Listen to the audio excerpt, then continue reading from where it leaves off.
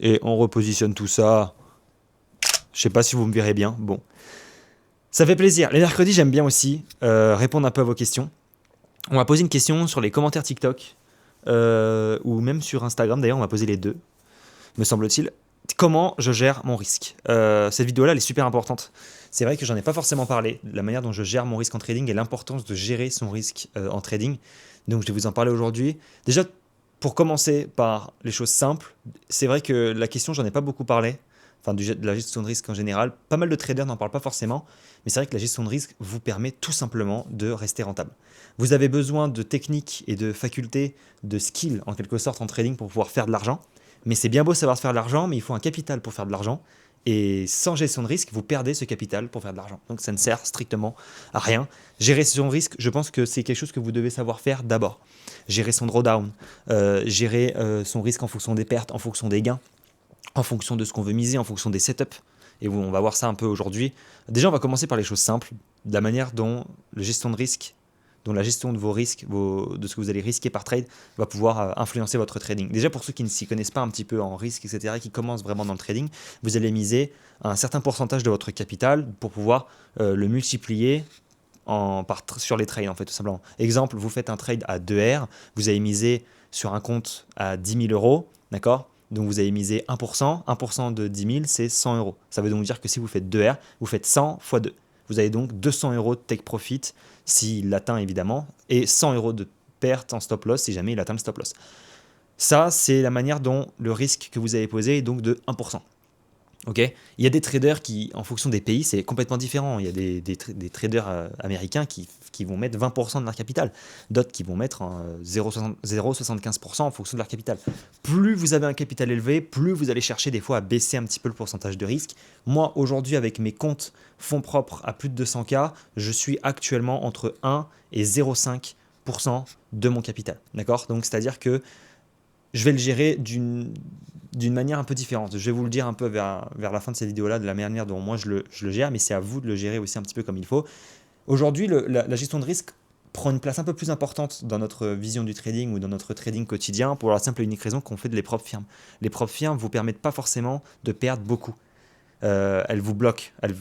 Vous êtes vraiment restreint sur vos capacités de trader, donc le risque que vous mettez est très souvent très bas. Ok, très rares sont les propres firmes qui vont accepter que vous misiez plus de 1,5 ou 2% de votre capital. Soyez en passant, c'est super dangereux, même si du coup, si vous misez 2% de votre capital, vous allez donc faire x2, d'accord? Donc c'est encore plus bénéfique. Si on reprend l'exemple d'un 10K, qu'on va chercher 2%, on va donc miser 200 euros. Donc si on fait 2R, on fait 200 x 2, soit 400 euros de profit. Donc c'est énorme et voilà, mais ça marche un peu de cette manière-là, ok? La gestion de risque, moi personnellement, comment je la gère? Je la gère en fonction de mon état psychologique, de mon état mental, de la technique, du setup et de tout simplement mes anciens trades. On va commencer un petit peu par la gestion psychologique. Est-ce que aujourd'hui ça va? C'est une question qui est simple, qui paraît anodine, mais qui pourtant est très importante. Est-ce que je vais bien? Est-ce que je me sens bien? Si c'est le cas, ok, je peux essayer de mettre un petit peu, je vais essayer de varier mes pourcentages en fonction. Est-ce que ma technique est correcte? Est-ce que mon setup m'intéresse? Dans ce cas-là, je vais essayer de voir en fonction. Si j'ai un setup qui va m'intéresser visuellement parlant et qui respecte en pratiquement tout point, ou beaucoup de points, mon setup A+, ou mon plan de base, je vais donc miser 1% de mon capital. Si j'ai vraiment très confiance que je suis sur des perfs qui explosent vraiment le mois, d'accord, donc en imaginant, je mise très souvent 6 à 7% mensuel. C'est pas énorme, mais sauf qu'au moins je suis persuadé d'atteindre l'objectif tranquillement. Si je suis à 10% au bout de 3 semaines et qu'il me reste une semaine, je vais peut-être des fois miser 2%. Autant un peu s'amuser, tenter de faire un peu plus. Mais il faut évidemment que tout soit aligné aussi de mon côté. Si on a un setup qui est un peu moins beau, j'ai envie de le prendre. Il peut suivre quelques démarches. Mon expérience fait que j'ai envie de le prendre, mais sauf que je ne suis pas forcément certain de l'avenir de ce trade-là. Je vais peut-être miser 0,5% de mon capital. Maintenant, on va avoir aussi au niveau du drawdown, au niveau des anciens trades. Si j'ai 4 anciens trades qui sont perdants, je ne vais pas miser 1%, je vais miser peut-être 0,5% pour essayer de me refaire un petit peu plus. Si je suis en drawdown, pareil, 0,5, 0,75, 1%, etc. etc. Ça peut vous permettre d'éviter de perdre tout votre capital.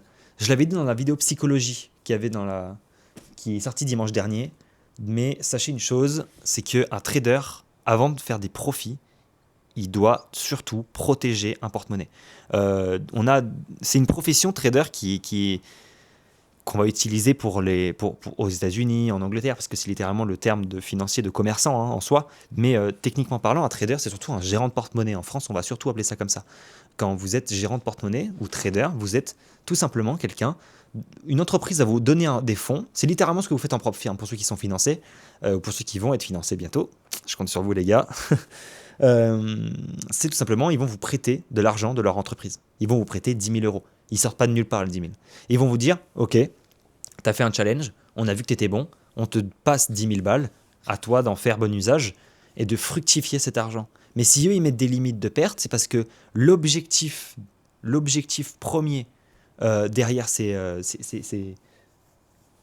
comment je pourrais dire ça? L'objectif numéro 1 chez eux, ces challenges, etc., c'est que vous fassiez du profit, mais c'est surtout que vous ne perdiez pas de l'argent de leur compte, en fait. Vous êtes gérant de porte-monnaie. C'est bien beau, quand on a un porte-monnaie, quand on gère un porte-monnaie, on gère non seulement les achats qu'on va faire avec, et on gère aussi ce qu'il y a dedans. Si on voit que ça commence à aller un peu plus... on allait dans le rouge, on va éviter de prendre des positions, on va éviter de payer quelque chose. C'est exactement comme ça que ça fonctionne, et il faut réfléchir comme tel. Vous avez un porte-monnaie à défendre. Vous avez un patrimoine à défendre. Même si les 10 000 euros, que vous soyez en phase de challenge ou funded, peu importe, vous imaginez que ce sont les vôtres de A à Z. Protégez-les, fructifiez-les. Quand vous arrivez en phase de drawdown, faites attention. Vous êtes en train de vous dire, là j'arrive vers la ligne rouge, je ne vais pas miser 1%, tu vois, je vais peut-être miser 0,5. On remonte tranquillement la pente et après on pourra se remettre un peu plus de risque.